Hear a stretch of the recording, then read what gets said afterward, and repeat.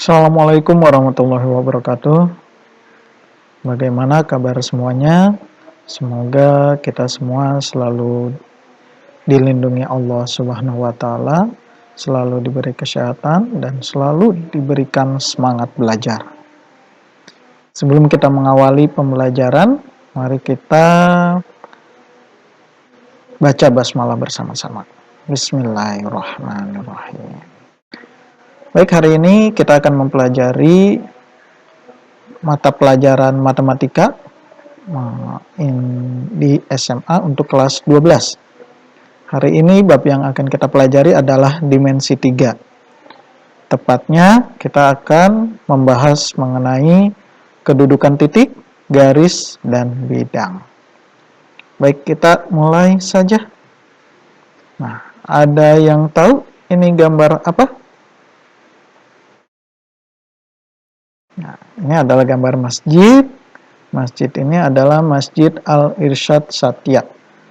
Ya, ini posisinya berada di Padalarang, di Kota Baru Parahyangan ya. Mungkin teman-teman di sini semua pernah ada yang ke masjid ini juga ya. Nah, kalau kita perhatikan masjid ini bentuk bangun apakah sih? Ya, bentuk bangun apakah ini untuk Masjid Ar-Irsyad ini? Nah, Masjid Ar-Irsyad ini bentuknya adalah bentuk kubus. Jadi oleh pembuatnya memang didesain khusus untuk Masjid Ar-Irsyad ini bentuknya unik, yakni berbentuk kubus. Ya. Nah, kalau kita perhatikan dari depan, ini sangat terlihat jelas ya. Kalau kita lihat dari kubus ini, tentunya yang namanya kubus, kalau kerangkanya saja berarti akan ada yang namanya rusuk atau garis ya, dan ada yang namanya bidang. Nah, kalau kita perhatikan di sini, ini yang merupakan menjadi garis atau bidang, mohon maaf, ini garis atau rusuk, maka yang sebelah sini, ini adalah bidangnya ya. Jadi kalau kita gambarkan, nah, bentuk tadi awal kan ini benar-benar kubus ya, tapi kalau kita buatkan dalam bentuk 2 dimensi, maka seolah-olah gambarnya tidak berbentuk kubus. Padahal kalau kubus itu kan bentuk antara rusuk, setiap rusuknya itu panjangnya akan sama ya, harus sama. Tapi kalau memang untuk penggambaran 2 dimensi, apalagi yang bentuk 3, yang asalnya 3 dimensi lalu digambarkan dalam bentuk 2 dimensi, itu akan ada seolah-olah yang panjangnya tidak sama atau seolah-olah terlihatnya miring. Nah, disinilah kecakapan anak-anakku semua harus bisa membayangkan dari bentuk 2 dimensi seperti kubus di bawah ini ya, seperti ini menjadi bentuk aslinya. Jadi kalau di sini seolah-olah ini miring, ya sebetulnya kalau aslinya itu tidak miring, namanya kubus, bentuknya bentuk kubus ya, ada 6 sisi seperti itu. Baik, kita lanjutkan terlebih dahulu.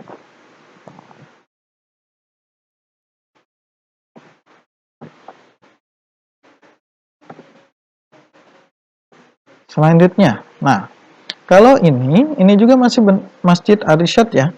Ini kalau tampak dari dalam, ini juga seolah-olah kalau kita lihat, ini yang merupakan rusuknya, nah terlihat ya, seolah-olah seperti tidak sama ya panjangnya, dan ada yang miring, ada yang lurus. Nah, inilah keunikan dari menggambar dari 3 dimensi ke 2 dimensi. Karena nanti bahan kita atau kertas kita adalah bentuk gambar 2 dimensi, maka sekali lagi anak-anakku semua harus bisa ya menggambarkan bentuk 3 dimensi menjadi bentuk 2 dimensi. Oke, selanjutnya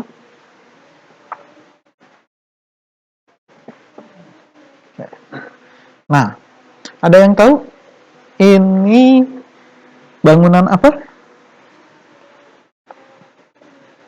Ini adalah Museum Louvre ya. Nanti untuk lebih jelasnya, anak-anakku bisa cari informasinya nih.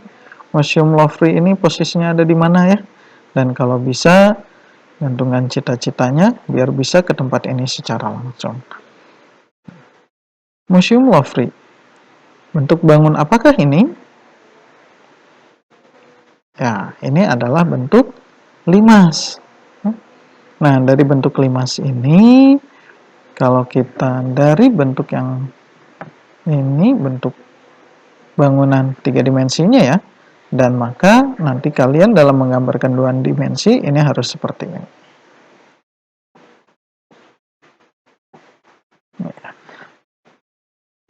Kemudian kita coba lihat dengan gambarnya. Nah, ini kalau di siang hari ya, pengambilan fotonya terlihat jelas bahwa Museum Louvre ini berbentuk limas segi 4. Kemudian nampak dari dalam, nah ini bentuknya seperti ini ya. Seperti atap rumah, itu bentuknya juga ada yang berbentuk limas ya. Bentuk seperti ini. Nah, lalu kenapa sih kita harus mempelajari bangun dimensi 3 ini? Nah, setelah kita melihat 2 bangunan yang baru saja kita pelajari, ternyata dimensi 3 ini bentuk kubus, bentuk balok, bentuk limas, atau bentuk tabung, itu ternyata bisa diaplikasikan menjadi suatu ruangan ya, suatu benda nyata.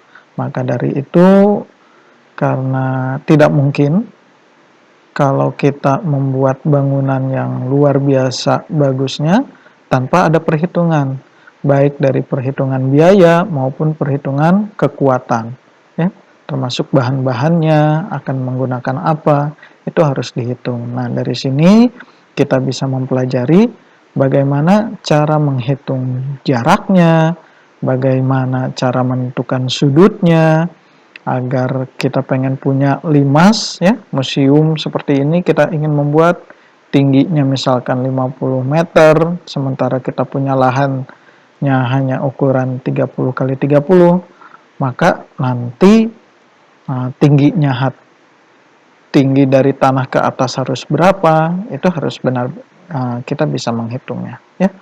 Nanti akan bermanfaatnya ketika kalian punya cita-cita untuk menjadi seorang desain ruangan ya.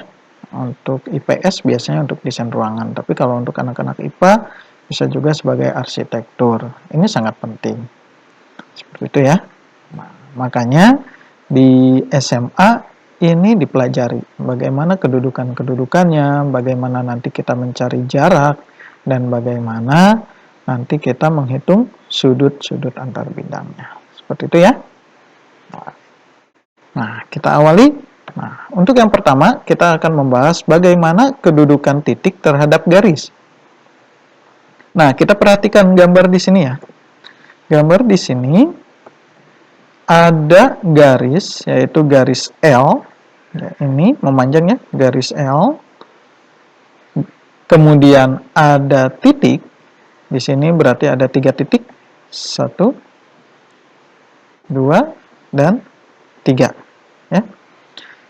Nah, ada titik A, B, dan C.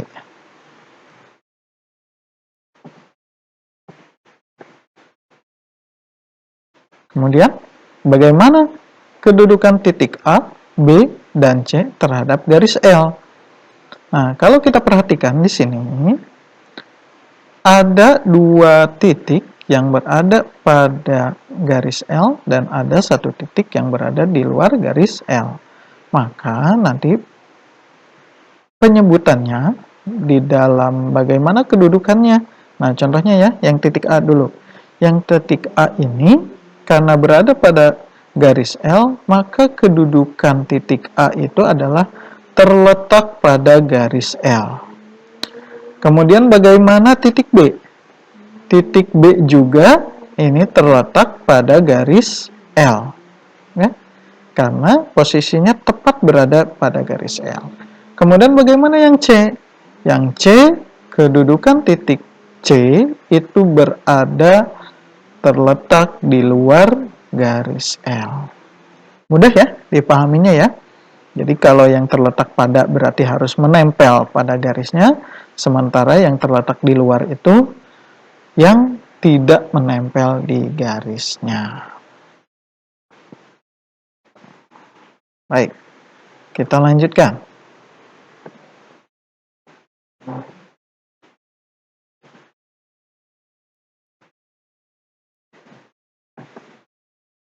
Kedudukan titik terhadap bidang. Di sini ada bidang alfa, ini bidang datar ya, bidang datar alfa posisinya. Kemudian ada titik-titik, di sini ada titik A, kemudian titik B, kemudian titik C. Ya. Nah, bagaimana kedudukan titik terhadap bidang? Nah, kedudukan titik terhadap bidang itu hampir mirip dengan kedudukan titik terhadap garis. Namun, karena garisnya diperluas menjadi bidang, maka nanti terletaknya pada ya. Jadi, kalau kita lihat di sini ada titik A. Titik A ini terletak pada bidang alfa. Jadi, kalau titik A terletak pada bidang alfa itu adalah posisinya harus menempel. Titik ini menempel pada bidang alfa. Kemudian bagaimana posisi B? Titik B. Titik B juga sama, terletak pada bidang alfa. Kemudian titik ketiga, titik C, bagaimana posisinya terhadap bidang alfa? Posisinya adalah terletak di luar bidang alfa. Jadi mirip ya dengan kedudukan titik terhadap bidang dengan titik terhadap garis.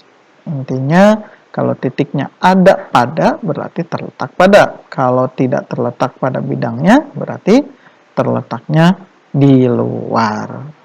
Itu ya. Jadi nanti kalau ada pertanyaan bagaimana kedudukan titik C terhadap bidang alfa, kedudukan titik C itu terletak di luar bidang alfa. Baik, kita lanjutkan. Yang ketiga, kedudukan garis terhadap garis lain. Jadi kalau garis terhadap garis lain, ini minimal berarti ada 2 garis ya. Nah, bagaimana kedudukannya? Kedudukan garis terhadap garis lain. Nah, di sini ada 3 gambar, ada gambar A, gambar B, dan gambar C. Kita akan bahas satu-satu. Bagaimana kedudukan garis lain terhadap lain di yang A? Untuk yang A, ini ada 2 garis. Garis yang pertama adalah garis M, ya.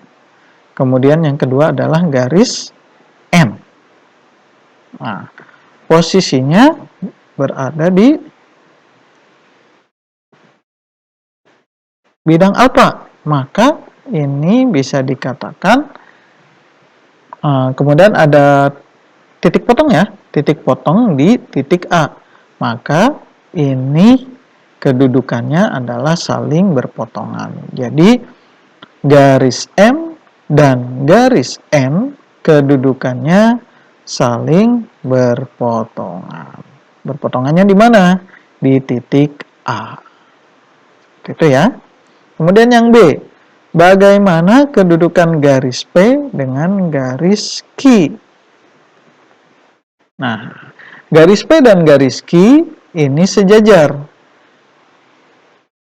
Jadi kalau yang namanya sejajar berarti jika diperpanjang sejauh apapun dia tidak akan pernah ada titik potongnya. Itu ya. Jadi kalau sejajar kayak tanda sama dengan. Jadi benar-benar sama ya. Nah, jarak antara P ke Q-nya itu akan sama. Itu baru dikatakan sebagai sejajar. Kemudian yang C, gambar yang C. Bagaimana kedudukan garis S dengan garis R? Ya. Nah, ini dikatakan bersilangan. Yang seperti apa yang bersilangan? Yang bersilangan itu adalah garis. Garis yang bersilangan itu adalah garis yang letaknya tidak sebidang, ya. Jadi kalau kita lihat R ini posisinya ada di bidang alfa, sementara S itu di luar bidang alfa. Jadi seolah-olah dia menembus ya garis S ini. Nah, jika garis S dan R tidak sebidang dan tidak ada titik potongnya, ya, itu maka kedua garis dinyatakan sebagai garis bersilangan. Jadi di sini posisi S dan R itu bersilangan. Seperti itu ya. Selanjutnya, bagaimana kedudukan garis terhadap bidang? Di sini ada 3 gambar juga. Nah, tepatnya yang C itu ada 2 gambar ya. Jadi ada 3 kelompok. Yang pertama adalah kedudukan, untuk yang A adalah kedudukan garis N dan M. Garis ini dikatakan sebagai, nah, bagaimana kedudukan garis terhadap bidang alfa ya? Untuk yang A dulu kita mulai. Ini terletak pada gambar A, garis M dan garis N terletak pada bidang alfa. Oleh karena setiap titik pada garis terletak pada bidang alfa, maka garis itu juga terletak pada bidang alfa. Jadi garis N dan M karena nempel pada bidang alfa, maka dikatakan sebagai terletak pada. Gitu ya. Kemudian yang B, bagaimana kedudukan garis L dengan bidang alfa? Ini dikatakan sejajar. Kenapa dikatakan sejajar? Karena pada gambar B, garis K itu terletak pada bidang alfa dan garis L terletak di luar bidang alfa. Oleh karena garis L sejajar dengan garis K, maka garis L sejajar dengan bidang alfa. Seperti itu ya. Kemudian yang C, bagaimana kedudukannya antara garis yang ada di gambar C ini? Ini kedudukannya adalah memotong atau menembus. Jadi garis memotong atau menembus ini, khususnya pada gambar C, itu dikarenakan garis H dan garis J memotong atau menembus bidang alfa. Dan berturut-turut perpotongannya, kalau kita lihat yang untuk garis H, ya, garis H ini memotong di titik A, ya, sementara garis J dia memotongnya di titik, nah, garis H ini memotongnya di titik A, ini titiknya ya posisinya. Sementara kalau garis J dia memotongnya di titik B. Namun kalau kita lihat, meskipun ini sama-sama memotong dan menembus, ada sedikit perbedaan antara garis H dengan garis J. Perbedaannya apa? Kalau kita lihat, perbedaannya adalah untuk garis J dia memotongnya tegak lurus. Jadi kalau ada tanda seperti ini, itu artinya adalah tegak lurus ya. Kalau ada tanda seperti ini, itu tegak lurus. Sementara ini dia agak miring. Seperti itu. Ya. Kemudian kita lanjutkan. Terakhir, ini adalah kedudukan bidang terhadap bidang. Bagaimana kedudukan bidang terhadap bidang? Jadi pertanyaannya, bagaimana kedudukan bidang terhadap bidang lain? Kita lihat pertama yang A. Nah, yang ini ya, kita lihat yang A, posisinya di sini. Yang A. Di sini ada bidang alfa dan bidang beta. Bidang alfa dan bidang beta ini, kalau kita lihat, ini adalah sejajar, ya. Ini kalau kita lihat, posisinya adalah sejajar. Artinya, sejajar ini dua bidang tidak ada saling potong atau tidak ada titik potongnya atau persekutuan bidangnya ya. Jadi tidak ada yang menempel antara bidang alfa dan bidang beta. Maka dua bidang ini kedudukannya antara bidang alfa dan bidang beta itu adalah sejajar. Lalu bagaimana yang B? Yang B ini kalau kita lihat ya, bidang alfa dan bidang betanya itu adalah berpotongan. Karena kalau kita lihat nih di sini ada garis atau perpotongan. Nah, kalau ada garis seperti ini maka itu dikatakan sebagai berpotongan. Artinya dia mempunyai satu garis persekutuan yaitu garis AB. Garis persekutuan AB inilah yang disebut garis perpotongan bidang alfa dan bidang beta. Seperti itu. Sampai sini sudah mulai paham ya kedudukan-kedudukannya. Untuk